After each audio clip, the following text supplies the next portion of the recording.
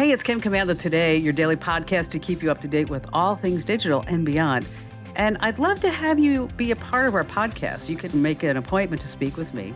Just head over to Komando.com, and on the top right, there's a button that says Email Kim. Fill that out, and that's it. You know, I always like to start with something interesting, and we talk about all things digital here.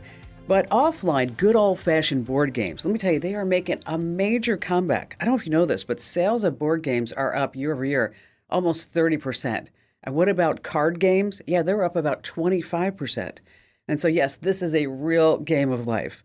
And about 3,000 new games pop up every single year. So the question is, how are people finding out about these new games? Well, word of mouth.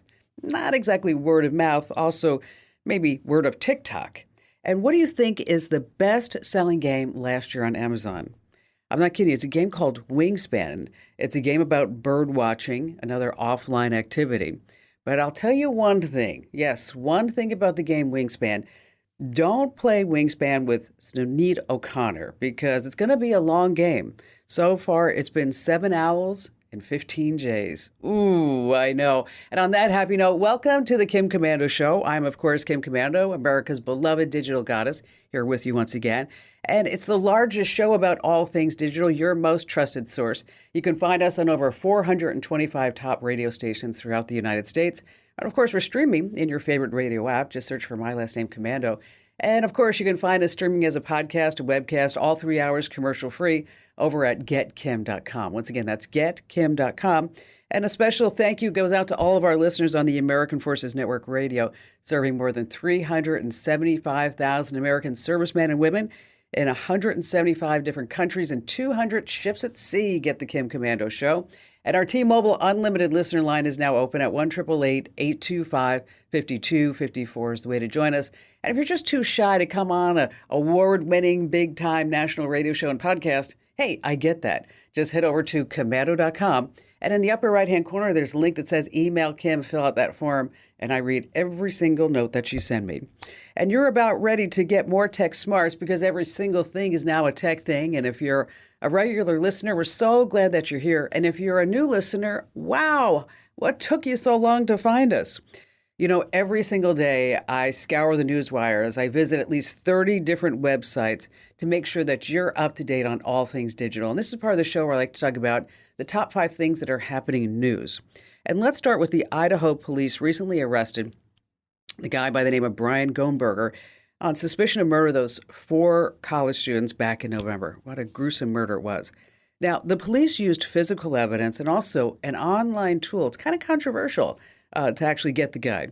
The tool is called GED Match. It uses DNA results from 23andMe and also Ancestry.com. So if you do a DNA search using those sites, you can upload your data to GED Match and then maybe find relatives all around the world. And the DNA profile that they recovered on December 27th from the garbage of his parents' house in Monroe County, Pennsylvania, the DNA matched a knife sheath left at the crime scene. Now, that's according to the police's probable cause affidavit. Now, the DNA analysis was conducted the following day, showed a sample from the trash that belonged to his father, Michael, with more than a 99% accuracy. More than 99%. And so they used that DNA sample and then they uploaded it to GED Match, and that's how they actually were able to go in and zero in on that guy. All right, number 2 on our list when the M in mom means monster. One teenage girl in Michigan, she suffered a year of just digital anguish and torment. This anonymous troll just kept sending her cruel, humiliating messages every single day for a year. Every single day. Imagine if you got that as a teenager. And it didn't stop. She reached out to her mom, and she's like, you know, what's going on here? Mom, help me out. Her mother's name is Kendra Lasseri. And then her mother said, well, you know, we have to call the police.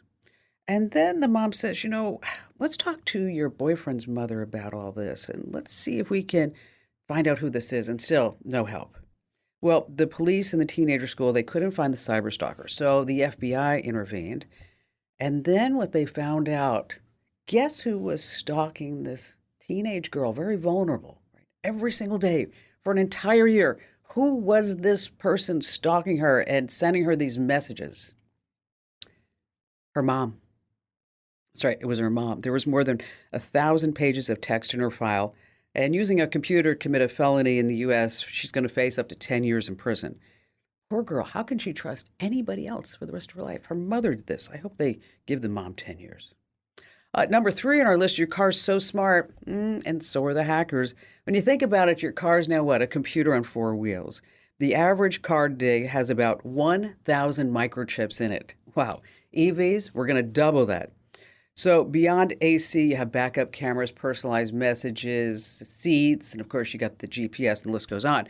But it's also computerized. So this past week, security analysts reported that some big brands, I'm talking about Toyota, Honda, Nissan, Acura, and more, they have what's called API security flaws. These are developmental flaws. And this means that maybe cyber thieves could unlock and lock your car, hot wiring not included. So what's going on here? Okay. Well, these automakers really need to get their act together to make sure that these computerized cars on wheels are really, really safe. I mean, what's the worst thing than finding out that your car has been hacked? Not finding it. Number 4 on our list, these people are just dopey. It happened this past week in Germany on the Autobahn. Guy's going 75 miles an hour in his Tesla on the Autobahn. I've driven there myself, and he's asleep. He is asleep. That's right. Police trying to pull him over, trying to wake him up. They couldn't do it. And they believe he was probably on drugs, but it wasn't his first time sleeping behind the wheel because get this, they found a steering wheel weight attached to the footwell of the driver's side. How crazy is that? Talk about drifting into eternity. And finally, this coming in at number 5, the best sound to wake up to is what? Some research out this past week, and they listed the best and worst alarm tones that you should be using on your iOS device, your iPhone. And so let's take a listen. Okay, so here are the top 3 that you should be using. Sencha, By the Seaside, and Uplift. Here, take a listen.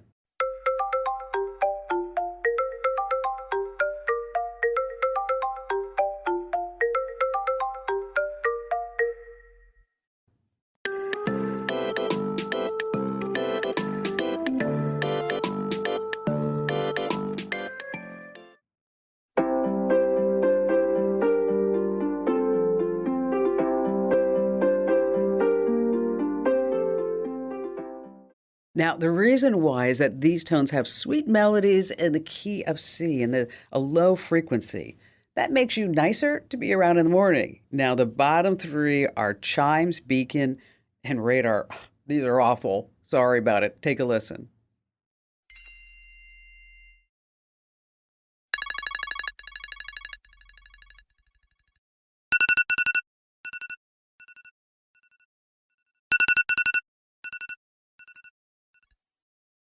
Now, these are short, sharp bursts of noise. Okay, they're also a really high frequency, so that's why you don't want to use this. A true story, a friend of mine told me this the other day. He went to church and he forgot to put his phone into do not disturb or silent or turn off the sounds, right? And so he gets a phone call when he's in church, and then all of a sudden, the alarm goes off and everybody in church starts laughing because guess what his ringtone was? Anybody? His ringtone was Highway to Hell. Could you imagine? All right, coming up, you don't want to miss, we have 3 apps that help you get into shape. We have some everyday objects that can threaten your cybersecurity. We're going to tell you some new tricks you can do with your Echo. And hey, if you got a new tech gift, I wanted to make sure that you're secure from hackers. And of course, we have all of your phone calls here on the Kim Komando Show.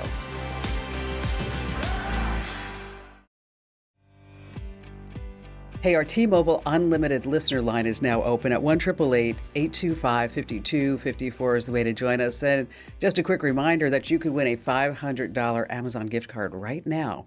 And you can enter to win over at komando.com/win. Once again, that's komando.com/win. All right, coming up in just a few seconds, we're going to be talking about the best apps to get into shape. And how about we start this hour with Rebecca in Cape Cod, Massachusetts? I've looked to you for a lot of advice for a long time. And I'm at the end of what seems to be local help, and even Apple and other places are having a hard time trying to help me. I have a phone that I've been told either has stalkerware on it or is duplicated or cloned. Okay. And this is a replacement for another phone that this had happened to. My phone provider gave me a replacement phone, and now this is happening on this phone. So new phone was okay for a short time, and then I started having phone calls being interrupted. My phone has actually dialed people without me dialing them while I was in another call. And at first I thought maybe I just did that by hitting some button or something, except it dialed people that I had blocked. My phone has also recently been detected in Maryland, and I got a notification from the Maryland Department of Public Health to sign up for COVID alerts. I called the Maryland Department of Public Health, and they told me that the only way that could happen is that my phone would have had to have been there. So is this examples of what's happening right now? Yes, these are examples of what's happening right now. And even in meetings that I've gone to, like NetMeet, GoToMeet, was interrupted by another entity several times trying to enter. And that's the Maryland COVID alerts that just happened within the past week or two. Oh, gosh. And Apple so how long have you guys? that somebody's. I'm sorry. How long have you guys been separated, divorced? We've been separated since spring of 2021. Okay, and then now you're divorced. No, divorce is not yet. Okay, but you're working towards that. Yes. And that's something that that obviously he does not want? No, that's something he wants. Yes. Okay. It's wanted. Rebecca, you know what? Rebecca, let me just when you are answering a question, I'm losing like the first couple of seconds. Let me just ask the people in the studios, are you also losing that? You're hearing her complete sentence? Okay. Then there's something else going on with me, but that's okay. All right, we'll just continue. Okay, so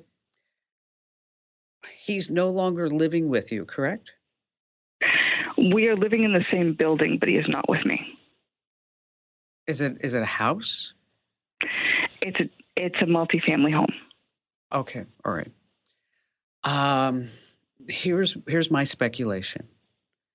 Is that you're both using the same Wi-Fi network, correct? He should not be. I have changed the passwords and I've changed the modem. Okay. Have you changed the router itself? Yes. I just did that recently. Okay, so you have a new router, you have a new modem, and want to make sure that you have really strong passwords that there's no way that he could ever guess those. Yes, and I had changed the passwords prior to this many times. Okay, but on the new router, you changed everything. Yes, it is a new network name and new passwords. Okay, good. All right. Because that's a lot of times, I'm just telling you, Rebecca, is that people will just replace it or they don't replace it. And then they're wondering how somebody's getting all this information or what's going on. My advice would be for you to see if you could get so this router, let me just back up. So this router is only being used by you, correct? Correct. Okay. All right. Wow. What I'd like you to do, and gets kind of technical, but we can walk you through it, is I want you to see on the router if there are any what's called open ports. And there's something called port scanning that maybe he is doing to see is to trying to break into this another way. Another idea would be whether or not he has physical access to this router and to see if there's something attached to the router that you are unaware of just by plugging something into an Ethernet port. Because if you say it's multifamily, maybe he still has a key or he has a way to still get into this house. We thought of that, and the internet service provider just yesterday moved the service so that it would be on the same floor as I am and would not be running through any other part of the house. I still haven't even connected my computer to that yet. Okay. What I would do is I would not use that router. I would not use the same internet provider as he's using. It's hard for me to diagnose from here other than to say I would just advise you to cut off all ties, anything to this building, anything to that current ISP, because, as your husband, you guys are still married. He can still have access to certain records. He can still have access to certain accounts. Once you're divorced, that's when we can cut those ties. Either A, I'd move, which I would probably do if I could afford it. B, just sever all ties to that current ISP, set up your own internet that's not tied to anybody in the building, not tied to the building, and you can get a cellular hotspot for about $50 a month. And until you can really cut every tie with this guy, I want to make sure that you're safe and everything that you're doing is safe, because think of all the time, effort, and energy that you're expending on this. Wow. I mean, it's playing against your body, and I'm sure it's playing against your mind for certain. So what I want you to do is have a clear mind and, again, just cut all ties, because that ISP, something's happening in that building. I'm not there to do it, but you might want to hire a computer forensics investigator, because they could probably go through all the nooks and crannies. But if you can't do that, just as I mentioned, get a cellular hotspot or get Starlink and just start fresh. And again, thank you for your call. All right, stay right where we are. We have more of your phone calls, as well as there are 6 everyday objects that are posing a real serious threat to your cybersecurity. I'm going to tell you all about that here on the Kim Komando Show.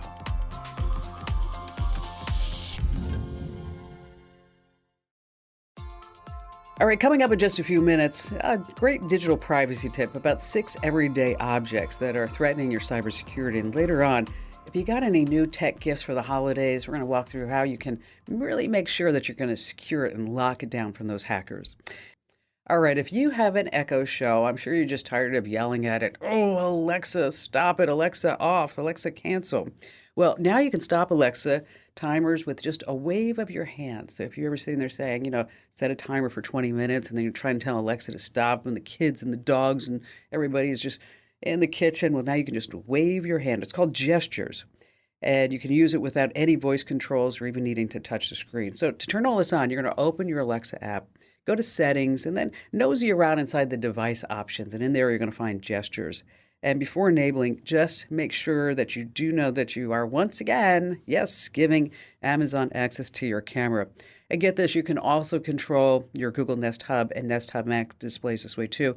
Dismiss timers, alarms, pause media, all by just waving your hand. It's like magic.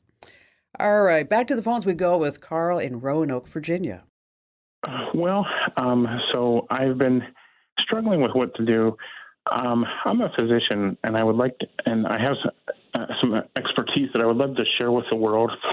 And so I would love to be able to start a blog, and then eventually maybe monetize that blog if I can, but still at the very beginning stages of everything. And so I recently tried to experiment with WordPress, and I find it kind of daunting. They give you all these apps that you can use and so on, plugins and so on, but I don't even know where to start. And I also don't like the idea that you're responsible. Like, I'm responsible for backing out my site and making sure it's running. And if it goes down, I have to figure out what's wrong and put it back up. And I'm wondering if there's another provider out there that provides all this stuff, and it's more of a drag and drop kind of thing that you might recommend, because there's a lot of choices and I don't know where to start. And I was just wondering if you had any advice to help. Before we get to the website, tell me more about what type of information that you want to share. So just general information, nothing specific. So for example, my expertise is in multiple sclerosis, so I would like to be able to, put out advice to patients in general, not specific advice, not treatment advice, but just, if you have MS, this is what you can expect, for example, or these are the types of symptoms that you might experience with that type of thing. It's something that I've been thinking about doing for a long time. At some point down the road, I'm even write a book about it, but I'm not quite there yet. And so I thought, well, maybe a blog would be a good way to start and just help people out there in general who have this condition. Well, and that's very admirable that you want to do that. And I just want to talk a little bit about the site itself and then maybe some marketing ways. Now, the number one search site in the entire world is currently Google. Number two is YouTube. And people will type in, how do I know if I have MS? Or they'll go to WebMD or whatever it may be to get all these symptoms and to get information and knowledge about this. But you being a physician, you have probably incredible stories and intimate knowledge of successes and failures, things that people have done correctly, things that they have done wrong, and some expectations, and really just laying it down in a calming way that I gather that you would do that, because I can just tell that you are that person, instead of just saying, okay, here's what's going to happen. My advice would be is let's start out with, instead of a written blog, what I'd like you to do is to establish yourself on YouTube, to maybe do some videos. Are you comfortable on camera? I can probably get there. I'm a little introverted, but I can probably get there. It's one of those things where I do get a little bit nervous about, but I think I could probably do that. Yeah, because all you have to do is you make a series of videos, and you can outline this out. I mean, you've seen countless patients with this. Number one, what to look out for. Number two, resources that may be available to you, and tests. What do the test results mean? What is the prognosis? What can you do? I'm sure you probably even have advice about diet and nutrition, and how to get some physical activity, even when you have limited mobility. So you establish yourself on YouTube. The problem is that if you build a website, they just will not come. Because there are just so many different competing websites, and you will be competing against the big dogs, like I mentioned, Mayo Clinic or WebMD and medicine.net. And so if you could come across and wear your white coat and talk into your cell phone, your smartphone's camera, or another camera on a tripod, and with some decent lighting, and make them 1 to 3 minutes, because people will lose attention after 1 to 3 minutes, quite frankly. And of course, you do want a simple website, so that this way you can refer people there to get more information and to sign up for your email newsletter. Because once a month, you're going to put out an email newsletter. So this way you start attracting more users, more customers, so that, as you said, one day if you want to monetize it, you do have a customer base. And that email newsletter could be, come see my videos and here's some new research. And then you can also put that, as you said, on your site. Just starting with WordPress is very daunting. It's very overwhelming. It can be, because there are so many different options. And so that's why you astutely mentioned, are there any other website builders that are just drag and drop? And there are several. Wix is good, Weebly, Squarespace. Those are the three that I would recommend. So again, it's Wix, Weebly, or Squarespace. And what's nice about that is they have pre-designed templates. And so you can use the templates, and you know that your site is also going to be compatible with the various devices, whether they're on a Samsung Galaxy or an iPhone or even on a Motorola flip phone, is that they're able to get it, because probably over 50% of your viewers and visitors to your website are going to be on some type of mobile device, right? Maybe 60% or 70%. So you start out by having your own YouTube channel, make a couple of videos. At the same time, build your website, and the website's going to cost you anywhere between, say, $12 and $20 a month. But you're not going to have to worry, as you said, about, is it up? Does it work? Right? Okay. So, because your expertise is in medicine. We don't want to be a pocket protector nerd, right? We just don't want to do that. You're right. And you know what, doctor, if you need any help afterwards, you get to a certain point, you get stuck. You have my number. Just call me back. I'm always happy to help you out, and anybody really, to take your business to the next level. And again, thank you for your trust in us, and thank you for your call. A couple of things in mind in case you are thinking about starting your own website in your business. The big important things to make sure that you have a great domain name. You want to keep it short and memorable. Use some keywords. Try to avoid any numbers or hyphens, because that makes it really confusing for you to say, hey, go to my website. Is it the number 3, the way that you spell 3, or 4, or 4, or 4? I mean, it's crazy. And also consider your extensions. If you can stick with a .com, .net, or .org, that's really the best way to do it. All right, this week's tip is about everyday objects that can threaten your cybersecurity. You may not be thinking about it, like starting with number 1, printers. Yeah. Hackers can use your printers to infiltrate your network and then get in there. And once they're in your network, they can steal all your passwords and your documents, maybe look at your tax return scans, your print logs, fax logs, things like that. And we have the steps to lock down your printer over at Komando.com. Number 2, your trash bin. Yes, I'm not just talking about the trash under your desk. I'm talking about where you put in, you throw stuff away. Maybe it's medical records or emails or anything like that, documents, and you're like, I don't need these anymore because your social security number might be lurking on that. And speaking of physical records, make sure that you always have a shredder. I have one under my desk. It's from Amazon. It was like $80. It just makes it super easy because you're like, oh, do I put it in the trash or the shredder? I think I'm going to put this one in the shredder. What about your hard drives? Yes, before you get rid of a hard drive, I want you to make sure that you erase it and you make sure that you don't have any of your data on it in case you need the steps. We have it all again over at Komando.com. Now, USBs. I know these thumb drives are super handy to store a lot of things on, but you just don't want to leave them laying around. And by the way, if you ever get a USB in the mail, drive in the mail, and it's like, hey, open this up for this special offer, don't do it, okay? Of course, your routers put your home network at risk. I want to make sure that you're going to change the default password. Sites like Router Passwords, it's helpful if you don't know your router password, but it's also scary that any router, you can figure out what the default password is. And of course, finally, your old smartphones. I mean, you want to make sure that you just don't turn it into a secondhand shop. You send it off to Amazon to sell it or eBay or what have you. You want to make sure that you're wiping all your old devices. And so we have the steps to wipe the iPhones, Android phones, smart speakers, PCs, Macs, and more over at Komando.com. All right, still to come, we have more of your phone calls, as well as, speaking of hackers, if you have some new tech, you need to lock that down here on the Kim Komando Show.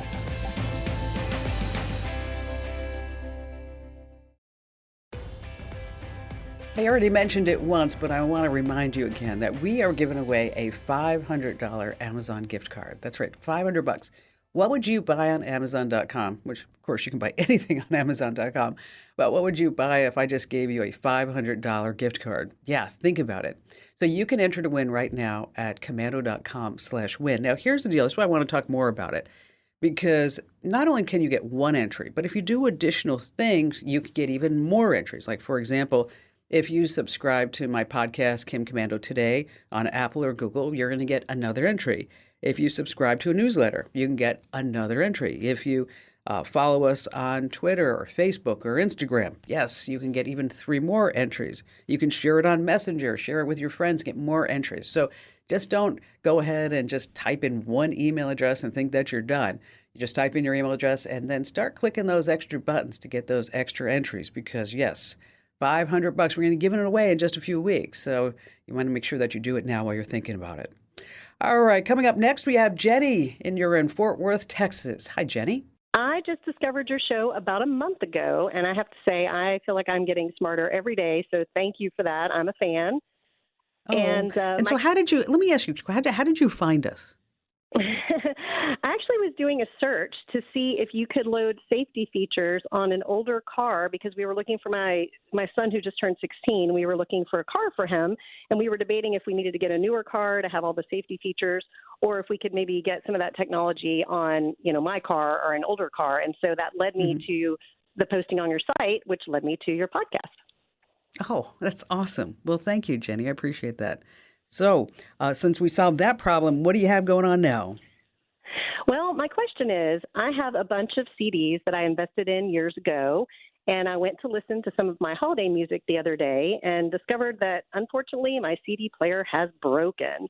And so I'd like to know if there's a way I can listen to my CD collection digitally using my iPhone without having to, reinvest in purchasing all that music digitally again.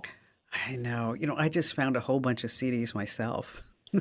They were like tucked away in a closet. I'm like, and I put them in the giveaway pile, and my husband came running like, "You are not giving those away." And I'm like, oh my gosh, what are we going to do with them? But anyway, really, it's not easy. It's not hard to do. Do you have a Mac or Windows, or what are you using? Windows and or my iPhone, either way. Okay, so what we're going to do is first we're going to get them onto Windows. Okay. And so with your laptop, it probably doesn't have a CD drive. So what we're going to do is you're going to buy a CD drive that connects to your Windows computer. They're about $30. And then you're going to use a program called a CD Ripper, and I'll send you a link to this. It's called DB Power Amp. It's been around for a long time. And so then you're going to rip the music onto your laptop, and then that's where you can upload it you can put it on Apple Music, but you might want to put it on YouTube Music because it's free to download, it's free to use, and I think you get, I don't know how many, I think you can have 100,000 tracks on there before you start paying. But what I like about it is that if you ever, Apple sometimes does stuff with DRM rights, and they haven't, meaning that there's digital rights management on some of the music, which may make it not possible to play across all the platforms and stuff like that, even though it's your music. And so that's why if you can use YouTube Music and then you can use the YouTube app, then that really makes a lot of sense, again, because it's free. It's free to use, free to download, good stuff like that. So hang on the line. And Jenny, once again, thank you. I'm so glad that you found us and you found the podcast. That's so fabulous. And then Amber's going to send you off a link to an external CD, DVD, drive burner, and also it'll read it and all that other good stuff. And then also a link to the program that you want to use, the DB Power Amp, in order to get that music into your computer. And then from there, you can put it on Apple, you can put it on YouTube, wherever you want to do. And then you'll be good to go. And thank you for your call. You know, when you start hearing about CD sales, you may think like, compact discs, right? I mean, these are so last century. Actually, they're not. CD sales are on the increase. As a matter of fact, if you're an independent music producer, what percentage of your sales do you think are going to come from CDs? What percentage? I mean, of course, you're going to have your whole digital album out there. But what is that percentage that will come only from CDs? Can you make a guess? Make a guess. All right, I'll tell you the answer. 10%. 10% of your sales are going to come from CDs. And also what's on the rise? LPs, yes, vinyl records. Apparently it's not just the millennials, but the Gen Zs, yes, they have album players too. I was so surprised. I went over to Ian's house and he's like, Mom, look what I bought. I'm like, a record player? And he's like, yeah, isn't it great? I'm like, okay, old school we go. All right, stay right where you are. So if you got some new tech for the holidays, I'm going to talk about how you need to lock it down from the hackers here on The Kim Komando Show. All right, so odds are you had a few digital items under that tree this past year, and I want you to remember that you need to secure it. Like, number one, always create a guest network that you use for all your connected gadgets. Now, your main network is where you get work done. That's where you do your banking and you buy things. So with two networks in place, hackers get less of a chance to steal more important data off your main network. And that guest network, too, is also a great idea in case you ever have friends or family over, is that you can always give them access to a guest network without your main network. Okay, next up, strong passwords. I know, so tired of hearing about strong passwords. It's a royal pain. But your gadgets come with default passwords that are easy to find by just doing a basic Google search. So I want you to create strong, unique passwords, a password that you've never used and it cannot be easily guessed. And if the gadget asks for two-factor authentication, take a moment and just be sure that you set it up. And finally, update whatever tech that you got, whether it's a new phone, laptop, security camera. Let me tell you, they already hold security risks that hackers love to exploit. And these updates will make sure that you close all the gaps. And if you love short tips like this, make sure that you get our podcast called The Daily Tech Update. Wherever you get your podcasts, just search for Komando with a K, of course, and make sure that you subscribe or follow our Daily Tech Updates. And thanks for listening to this hour. Don't forget, if you need any additional help, you can always find us at the website. That's komando.com, Komando.com.